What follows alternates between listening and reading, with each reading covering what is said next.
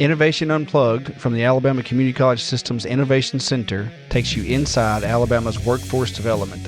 Join us for enlightening conversations with community leaders and industry experts showcasing experiences, addressing key issues, and celebrating successes in the workforce initiatives across the state. Welcome back to the Innovation Unplugged. We have two very special guests today, and we've never interviewed them before, and they are a crucial part of this team, and we'll get into all things Seed Creative today. I want them to introduce themselves, but I'm Brandi Merrill. I'm the Director of Curriculum Design, and to my left is Julie Frizzell. She is the Chief Operating Officer for the Alabama Community College System's Innovation Center. And to my right, to your left as viewers, if you're watching, if you're listening, they're to my right. I want them to introduce themselves because they are so big and so great for us that we just think that they need to introduce themselves. So, George, take it away. All right, I guess I'll go first. My name is George Edmondson. I work for a company called Seed Creative. I founded Seed Creative a decade ago. So 2014, I started it with just a very low-line DSLR camera and iMovie, which is a free editing program. And over the past 10 years, I've been trying to build a production company that can offer all types of different video services, from incredible course content creation, things like that, all the way to ads, documentaries, and such. And so we're so grateful, and we love working with the team here from the Innovation Center. I'm Nick Golden. I've been here since 2020, so I'm like, I don't know what phase George would consider me in, but somewhere between then and now. But I've been lucky to witness a lot of the growth that we've had and be part of it. And so I've been here since the beginning of working with y'all. And also it's just nice to be on this side of the mic this time. I don't have to be switching and all this stuff. Dawson doing all the hard work today. That's right. But yeah, it's been really great. And I don't know. Good to be here. Nick, why don't you talk about your what you do in terms of this podcast? So, I hope people like the podcast, or else it's going to not go well. They love it. It's right? all Nick. It's all Nick. And this is all behind the scenes knowledge. Here we go. Absolutely. So I mean, they book it for the most part, but I schedule a day with them, and then I sit in the booth the entire time and run and switch cameras the whole time. Get the audio right, all that stuff. Every episode's a little different. And then I edit it. I usually turn it around in 24 hours after this, which is, I don't know why I put that pressure on myself, but I do. Amazing. And then I also make social media edits from it. So that's a whole other thing that takes time. And it's a different format. It's vertical. If you know anything about video, if you're watching this. And then I also get it all loaded up to post and all that stuff and send it to y'all for edits. So it's a whole process. It's a whole process. To the listeners, it may look like this is super simple and that we just show up and have conversations. And we do. We get that luxury because we've got such a support system behind us and that is hugely instrumental in really us being able to pull off a lot of what we do, which kind of segues into, I don't know who wants to start off with where did our story begin and how did we meet? But I feel like just to kind of throw back to what you said just a second ago about when did you start with George? But I feel like we've kind of gotten our training wheels together, and now we've kind of graduated to the maybe, I don't know, a 10 speed. I'm not sure where we are in our progression here. But George, do you want to kind of talk about where? I remember the first day that we walked in here, and it's because Julie had heard of you guys, and we were looking to make a change, knew that we were about to really kind of launch and need more. But do you want to talk about how we met?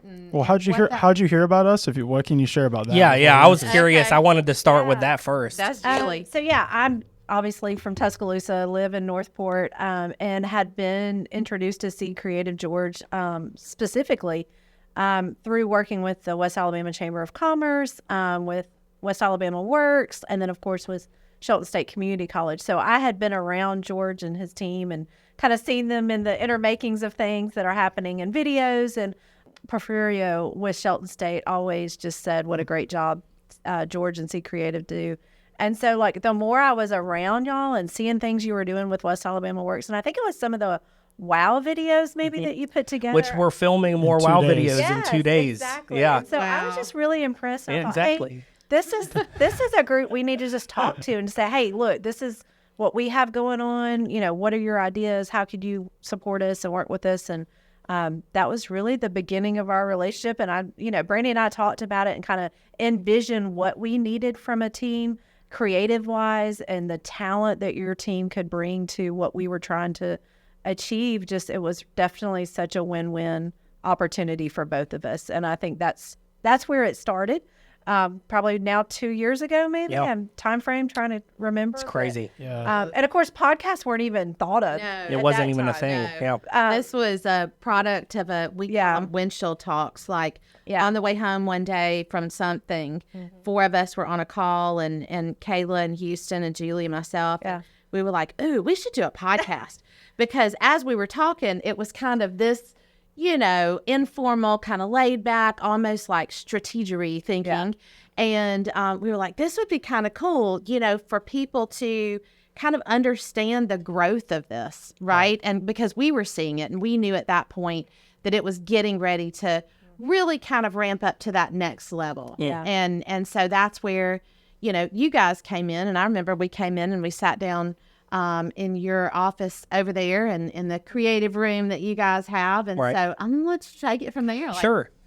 Yeah, so when you guys contacted me, I had very minimal information. It was just like, hey, we make these courses. We'd like to talk to you. And that's really about it, right? And I'm like, okay, this is another meeting. Like, sounds good. Like, we're going to, we'll do some video work. And when you all came in and we sat down and we really started unpacking it, I immediately think I was seeing the edge of your vision. It was like I understood, like, this is where you want to go, but even when we get to that point, it's going to grow beyond that edge into this gigantic mountain that is now before us, or behind us rather. Or maybe we're on the top. I don't know where we are. Mountain Who knows? range. We might, there might still be more Halfway to the things. Yeah, we might be halfway to the peak. But I remembered specifically, like, one of my goals with Seed Creative is obviously we want to make really pretty, we want to make really beautiful videos. But I realized anyone can make a pretty video. Anyone can make something look good.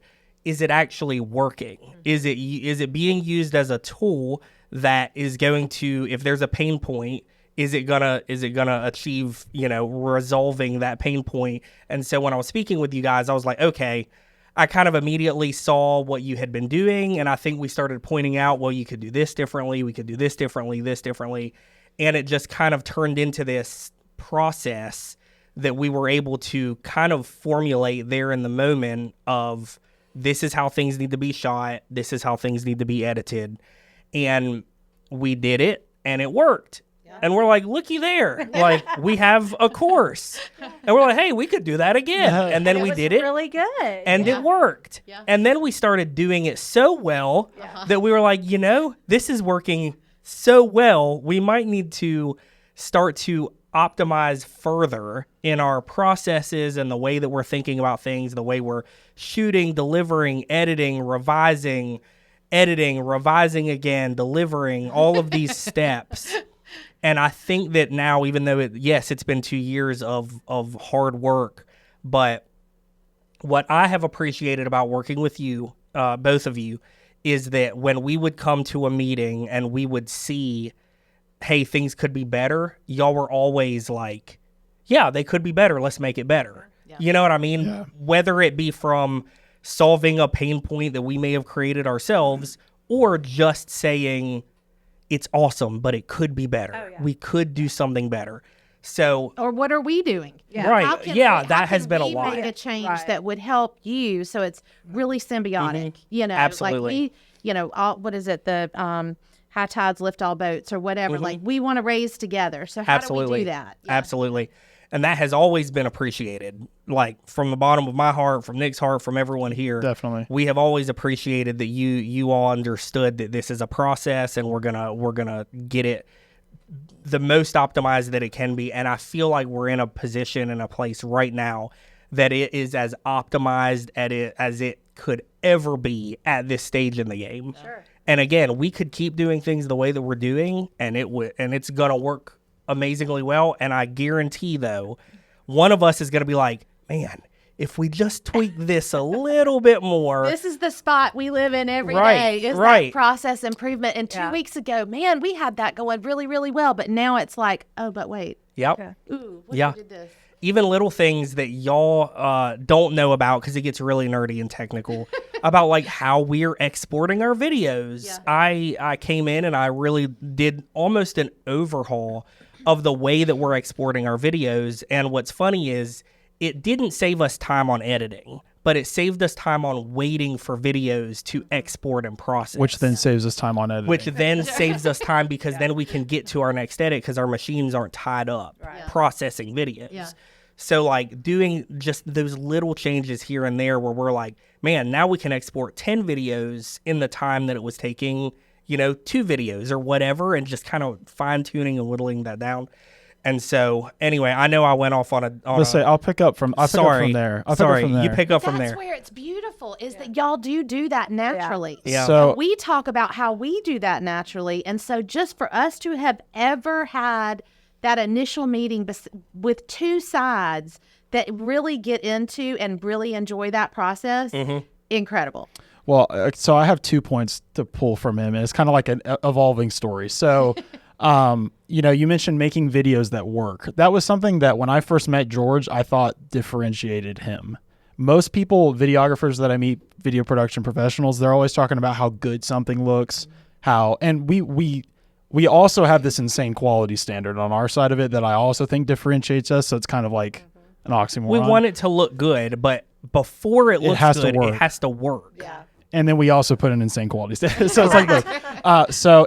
So that was the priority. But then over time, and I think something that him and I talked about over the time that I've been here, and it kind of became our Seed Creative motto in the time that I've been here, it was, we want to make videos that make a difference in people's lives.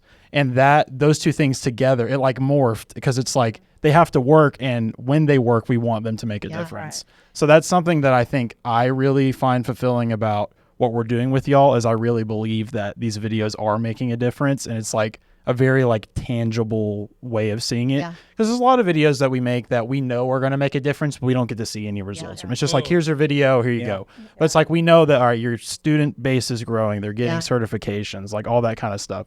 That is like awesome. They're getting jobs that are changing the trajectory of their family tree. Yeah. And you know that because of the additional podcasts. Yeah. So you're hearing all of these folks come in, and there's hundreds more that we would love to have, but they're coming in and they're being like, let me tell you about this person. So I sit in there and I'll text in our Slack as y'all are talking, and I'll send encouragement. Like I'll say like, hey, like there was one episode a while back. I can't remember. It had to do with like classes in prison, maybe something like that. And I was like, I had no idea. Like I had no idea about that. And I was sending that, and I thought like, I think it made Adam's day. Honestly, like. I like to send that out as like, hey, here's some positive reinforcement. Some encouragement. Because all right, Adam, you edited 50 hours on this course this week. Like, I'm sorry, but, it's going to make a difference. Your little part does. Yeah. And that is like, I think everybody on this team, and now we've grown. I think when Julie and I first came and met with you guys, I don't know, we were a team of maybe 3 or 4. I think you said 3. It was 3 or 4. 3.5. And I mean, now we're a team of, 19, 20, but that's crazy. Really not indicative of our team. Because y'all are our team, and as you grow, we view that as a larger team by extension. It's almost like having cousins at the family dinner. You may not be like your sibling family, but and so that is really cool to kind of watch that progression also. So we are workflow nerds. Like that is him and I's thing. It's like we are always talking about workflow constantly. Like we make an improvement and we don't even think about it. We're like, all right, next thing. Like we're talking about like things to do better in our van all the time and like stuff like that, just constantly. Yeah. Or like, and I don't know, we probably need to be better about like stopping and celebrating because we like never do that. We're like, I've said the same thought. Yeah. We need to be like, hey, this was a crucial piece. Yeah. And we may mention it, but we don't necessarily celebrate. Yeah, we're like, great, all right, how do we do this? And like, it's the same thing. So both of our teams are so solution driven. Like, and we don't see them as roadblocks. We're like, oh wow, okay, we encountered that now. How do we? All right, fix it. Yeah. How do we fix it? And let's move forward. And we're always progressing into that continuous improvement cycle. And that's what I love, because y'all bring ideas, we bring kind of questions, or, hey, what about this? And y'all always find an awesome solution for it. And I go back and I'm looking at your shirts right now. And I just have to say, the creative juices that flow out of this team is amazing, because you are helping us plant those seeds. And those seeds are getting planted all over the state. And whether it's through the videos, whether it's through the marketing of someone, it's hitting someone going, oh, I didn't know this course was for me. But it touched them in a way they could see themselves getting this training and getting a job. And I think all those seeds are so important, because we never know, just a conversation or someone hearing about our courses or the community colleges around them, it's planting those seeds. And your creativeness around all of that is just genius, because I'll have to say, I know from where we started to where we are now, we're all just like in wow all the time. I mean, the wow factor is still there. And I have to say, these guys don't give themselves credit, because they are famous. They are celebrities. They are award-winning production and filming. And I have to say, from our team to yours, like, well done. Honestly. Thank you. Well Thank done. you. Yeah. I don't think we could have envisioned where we would be growing, like, as a resource to our colleges, but not only that, but just as a resource to the state. Yeah. And that's what really excites us. And you all bringing those expert talents that you have, and the team that you've built around here is just amazing. So we're all planting those seeds together. Yeah. So Well, it comes from really great people too. Like, that's like our main thing. I always think it's like, there's a lot, like we were saying, there's a lot of people that can do similar things to what we can do, but what matters to us is the person that's behind that. That's like the team member that matters to us. It's like, you know, we pick somebody that shows up on time, that is the reliable, that we, you know what I'm saying? Yeah. So There's so many pieces, I think, over the course of time. So this is going to get a little sappy. There's so many pieces of things that had to fall into place over the course of time for us to be successful. And I'm sure y'all could say the same thing.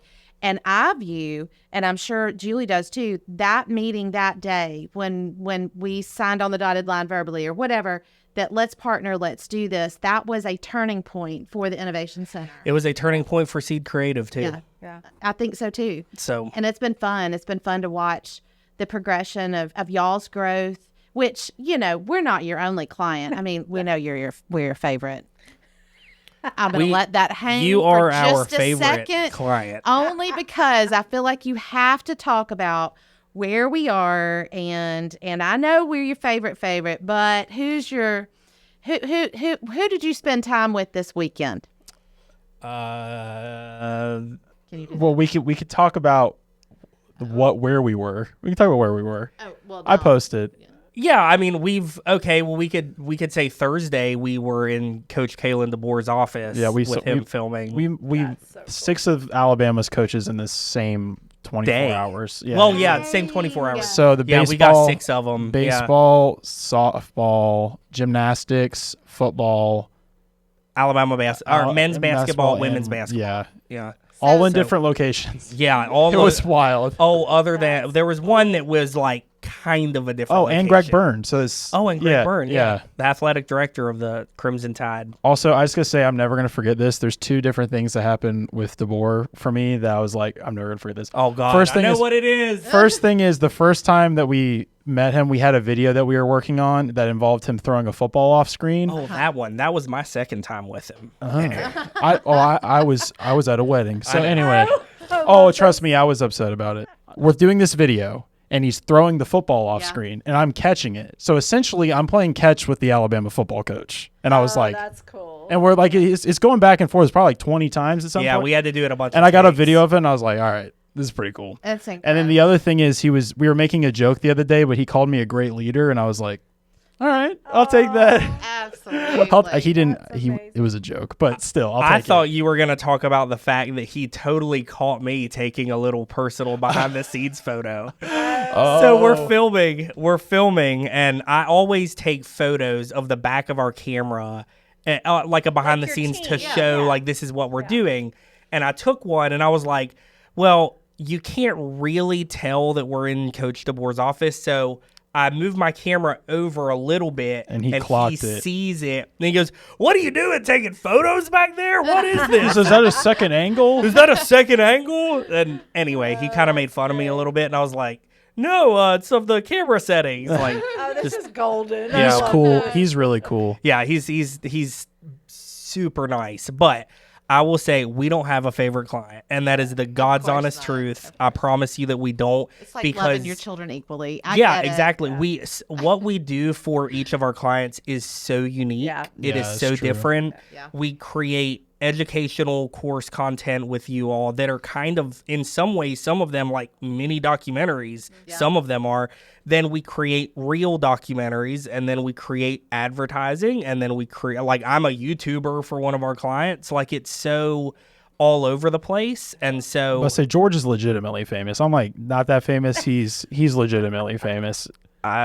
He doesn't want to admit it. yeah. Well, tell us. Yeah, I was about to tell say, us. to that end, what are y'all's stories? So you have learned our stories over the course of time, right? Like, you know who we are, you know what I've done and you know what Julie's done. Like, we've shared that part of ourselves sitting here behind the mic, and y'all have heard that. So share a little bit about where you came from and how you got started and how you got here. You want to go first? You want me to? I'm going to let Nick go first. Oh, you want me to talk about where I?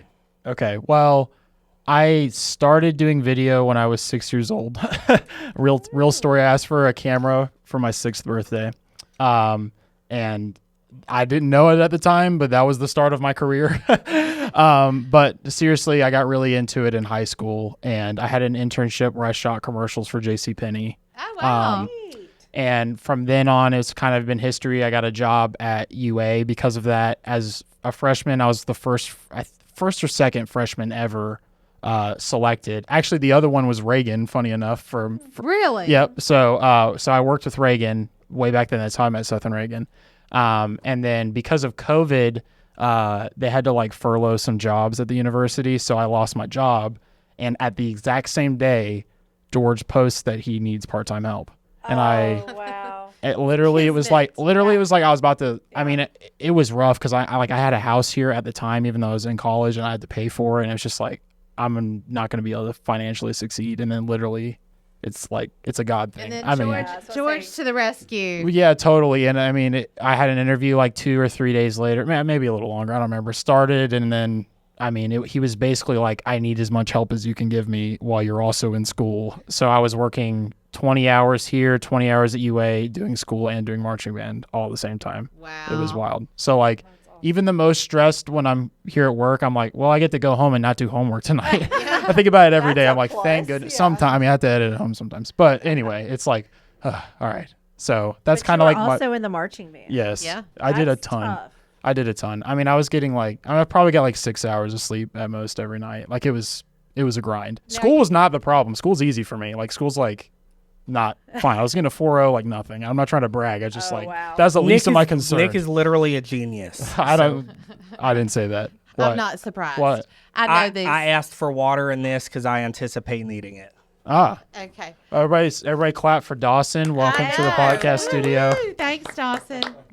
So so where are you from? I'm from Dallas, Texas. Well, Frisco, Plano area. If you're from Texas, you know where that is. But I say Dallas for the people that don't know. Yeah. Yeah. So what landed you here? I've been an Alabama fan my whole life. My grandpa graduated Alabama in 1950. He was on the baseball team.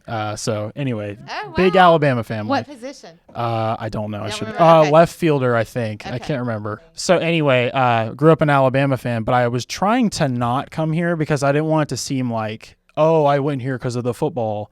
And then I got this amazing internship opportunity at UA where I got to make documentaries immediately. And I was just like, I have to. And I was looking for a place with a big band too. And it was like, I love this band. Like, there's no way I could say no to that. Yeah. No way. So I moved by myself. I mean, said bye to my parents, whole thing, and been here ever since. So do you go home and tell your family that I mean, like, and if you don't, you should, because y'all are so impactful to what we do, like where you came from, that like where you are now, that you affect thousands of people every day. Like, I know it weighs on us a lot, like when we throw out numbers, and And numbers are one thing, but people are another thing. So I'll send this to my mom. She'll probably cry. Yeah. Yeah. So they actually they moved from Texas too, so they don't live there anymore. So I don't get to go back as much and like see my friends and stuff. But yeah, I don't say that. I don't like to brag on myself, even though it kind of sounds like I have been for the last 5 minutes. I'm sure but they're very proud of you. yeah, they are, and they're very jealous of all the Alabama football stuff I get to do. I send them pictures constantly. I was at the game the other day and I was sending a picture to my dad, and he was like, "I'm so jealous of you." So anyway, well, yeah, that's pretty much my story. I mean, George, you want to tell yours? I can. So I fully anticipate on crying. Oh. So just Okay, that's why I got the water and if the. you cry, I'll cry. Well, I want you to be. Have a cry fest. I want you to be It's aware. okay. So anyway, so yeah, I was born in Alabama, and I've been raised here my entire life. One of the things, and this is such a weird, interesting thing to tie this in, but as we're sitting here talking, I was like, wow, that's such an interesting thing to tie this together. But I grew up with an abusive father, and he was not abusive to me, but he was abusive to my mom, and we had a lot of issues in which we ended up having to leave in the middle of the night with my mom and my brother and myself, and she just left, and we were homeless for a while. So we lived in a car, we lived in a tent, we lived in numerous homes, and the way that we ended up coming to Tuscaloosa was through the Hannah Home. So I don't know if you've ever heard of the Hannah Home or not, but there was a Hannah Home facility in Brookwood, and so that's how we ended up getting here, and then I've lived here ever since. So the reason that I talk about, or the reason that I said that there's an interesting tie between what we're doing with you guys and with my past is because one of the things that was always a serious issue with my dad, and I want to just let me do a little side note. I love my dad. He's passed away. He passed away when I was about 20 or maybe 19. But he had a lot of mental health issues. And so that's where a lot of that stuff came from. He could not hold a job. He would not do it. He had very minimal skills. And so he would always get kind of this grunt work, and then he would end up quitting and leaving. I think that he needed mental health help. He needed the help. But he also, I think, and I wonder, had he had proper training and skills, would he have been able to take care of his family? Yeah. I don't know. Yeah. And so I know that that's a really weird thing to think about, but I'm a father of 4. And my goal has always been to work really hard and take care of my kids. So doing meaningful work, doing work that really makes a difference in people's lives, that has an impact, the work that we do with y'all and through the Innovation Center and the changes that this is making, in men and women. But I do know that a lot of men take these courses. I'm like, man, like, I hope that one of these people is changed for the better, Yeah. And so with all that said, I appreciate the things that we get to do with y'all, and it really, it's so much deeper for me personally than y'all probably ever even knew. And that's why we strive to do the best that we can. We strive to do the best we can in all areas with all of our clients, but like, we really, really try to do this right because we actually care. We genuinely care. And developing a workforce and things like that, it's like, yes, it's helping these companies, it's helping these schools, but ultimately it's helping these individuals. It's helping the people that are taking the courses and they get a job and they can take care of themselves and eventually their family. Yeah. And that is very important to me. And so, so with all that said, that's kind of where I came from. That's a little bit of my background. Growing up, I was really into skateboarding. And so the way that I got into video is I made skateboarding videos. Also, my mom just had a camera, and what's funny is my mom was almost a documentarian, and she didn't even know she was, because when we were really little, she was always constantly filming things all the time, filming us at baseball games, rolling for 2.5 hours straight, things like that. These are things that, like, I think I just saw.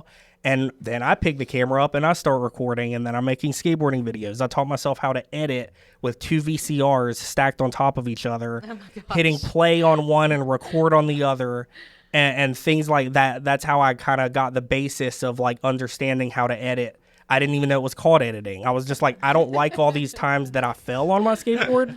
I like the one time I landed it. So how do I put only one time that I landed it on this tape? You know, that's what I was doing. He's basically saying George's life documentary is going to be incredible, and I'm very excited to see it. Yeah. Has that's been started? Right? Well, I mean, I filmed my mom for several hours giving her story just in case it takes me 30 years to do it. Sure. So we do have that documented. But yeah, I think eventually we would like to tell our story, or a variation of our story. You know, I have to be respectful of the fact that my dad was a real person, and I would want to make sure that I honored him in a way of saying everyone has struggles and everyone has issues, and everyone makes mistakes. And he was a really, really good man who did bad things. Sure. That's the way that I want to formulate that. And I just have to be really, really mindful of that. So, but at the same time, I would want to make it entertaining. I would want people to walk out of a theater or whatever and be like uplifted by the end of it, and really like walk away different from how they walked in. It's a big dream because it's going to be an expensive movie to make. Yeah, it's going to be very expensive. It's going to be like it's going to be a real movie. Yeah. I could see finding the joy in it though. Yeah. Oh, there's a lot of stuff that I won't be able to get through and discuss on here, but there's a lot that will go into it.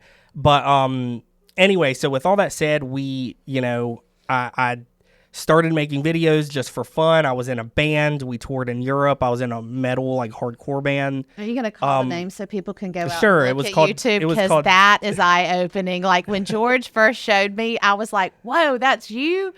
Yeah, so we were called Dead Man in Reno, and that's based on the Johnny Cash song when he says, I shot a man in Reno. I would So- wear that T-shirt. Yeah. A So Dead Man in Reno T-shirt. Dead Man in Reno, Like, yeah, you we were should put metal, those out there heavy in metal, the thing screaming, and- crazy yeah. chaos band, mosh pits, and Should I tell the story of how you introduced your band to me? Because it's pretty funny. I don't even remember, so you go had the ahead. band? Well, I didn't know. No, I just mean like the first time I ever knew this was a thing. Oh. So we're getting ready to go on a shoot, and it's approximately, I would say, 6:20 in the morning. And I am not a morning person, especially not at 6:20 in the morning. And you heard his music a little bit earlier. Yeah. It's very heavy. It's lively. And I pull, I think we're meeting here. I can't remember exactly where it was. And down the street I hear, I'm like, who is listening to this music at 6:20 in the morning? And he just rolls down the window, and he goes, sup? And I'm just like, what are you listening to? And he goes, this is my band. I was like, what? And there's a bunch, it sounded pretty good just right off the bat, but I was like, a lot of people have bands. It's like, all right, yeah, your band, right? And he goes like, and we're like talking about it. We get in the car, and this guy that used to work here is like, man, I can't listen to this early. And then George cranks it up even more to be funny. And then he turns it off and explains to me that that he toured in Europe and all this stuff. And I was just like, this George lore is just ridiculous. And anyway, so just all of this together. I mean, the reason that I did cry the first time he told me this story, because he kind of like sat me down and laid out his whole life story at one point, because he was telling me about this movie he wants to make, and like me help him, kind of write it into like a script. Right. We haven't done that much work on it, but we've done some. It will be beautiful. Yeah. There's no doubt. I love hearing how it just comes full circle. And that's what, at our daily work, we all hope that we find a job or have a career, or get up every morning to make a difference, and I love that, through all that you went through, that, you see that this is that impactful. And it really just is that one person. And I said this, I don't even know how many podcasts ago to whoever I said it to, is we get so caught up in numbers, like, oh my gosh, we have 25,000 people, we have 30,000 people. All those numbers are great. We've built 40 courses and all these things. but all of those represent one person. Exactly. Yeah. And all it takes is impacting that one person, and we have impacted an entire family, maybe even multiple generations of a family. And you can't measure just that one person. Like, and it's just unfathomable to me to think about the numbers of people, and yes, that one person or 25,000 individual people, and then how impactful that is to an entire family, and then generationally. And I can't even, like, that gets me so choked up, because you leave the 99 to go get the one. If Jesus can do That's it, right. we can do it. That's You right. know, I mean, it just, so that is exactly where we're at every day. And I love that y'all see that and appreciate it, and it drives you like it drives us. It does. Well, I'm going to make a joke to segue us. I always have to jump in and warn us that we're getting close to our time, and I have a feeling we're getting close to our time. We here. are. So I get to say it on this side of the camera this time. It's so your spidey sense. Oh, yeah. right? Well, Or I you know set we started around you set 2. your phone. All right. But yeah, anyway, we appreciate working with y'all. Definitely. I think there's so much more that we could talk about. And of course the podcast goes fast, as you always say. It does. It does go very fast. But I just think, I hope that we keep growing students. I have a question for y'all. Do you know, like, by the end of the year, how many students do you think will be enrolled in courses? Ballpark. Let's see, it's September now. Yeah. I'll tell you, we have delivered, so we have 40 courses-ish that are kind of live right now, right? But those 40 courses across the state to 24 colleges, we have delivered almost 700 courses to those colleges. So they order or, get access to those courses. We were at what, Number-wise, we'll be over 25,000 students cumulative by the end of the year. Awesome. Yeah.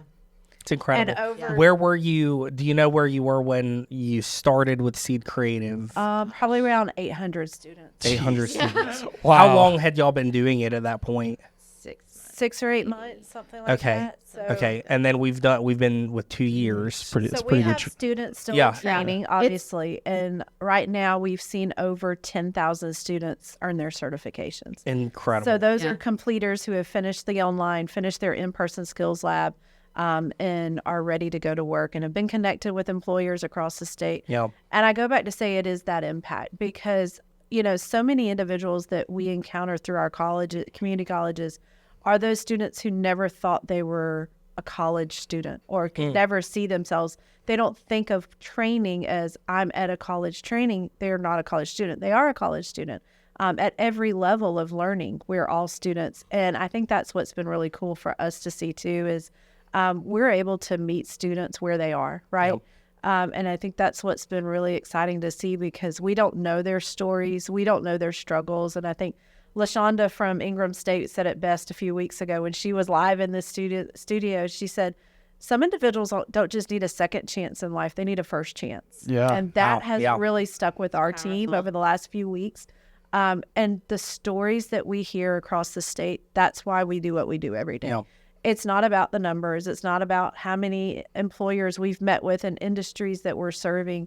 It's about making that difference to that one person because we know how exponential their growth and success and impact can have on others. And I love that we all have a story. And I think we could all remember something from one of our courses or y'all have heard some of our podcasts where we walk out of here we're still amazed every day. And we know that's not possible without a team like you all. Thank you. Well, also, I want to close with kind of a joke too that we've been have a running joke with Adam for the last couple years that we've been doing this. So tell them who Adam is. Adam is like the main editor on all of this. He was basically the only editor on these courses for like a while, and then and Bless poor guy, him. that guy Adam's an incredible human The being. patience of Job. Yeah. He's does. the nicest person on planet Earth. We always say that Adam should have all the certifications. Yeah, because, he Yes, should. he should. yeah, because he He's just missing the in-person part, but boy, if y'all can just Yeah, I know. relieve him of duties for like A month. Yeah, just we can run get the him lab, through all damn of them, and then See, we always joke too. So like when we're editing the courses, then we'll see something in real life about it. And we'll be like the other day I was watching. So this is kind of a crazy story. We just finished editing CDL like recently. Yeah. And I don't know when the course is coming out, but we finished the videos. And I saw a CDL truck blow 4 tires at once. And I was like, oh, I saw that in a video. I know what he's supposed to do. He's got to pull over. He's got to put the little triangle things out. Like, I was like, I know exactly what he's supposed to do. And I thought it was so funny. And Matthew, who's another team member of ours, was talking about how he's going to fix something in his house with the plumbing skills that he learned. Like, all this stuff is so funny. So I always think that'd be funny if we all like somehow got the certifications. It's hilarious that you say that, because I grew up with two uncles who, I mean, literally like could do anything. They knew about everything. You know, what is it?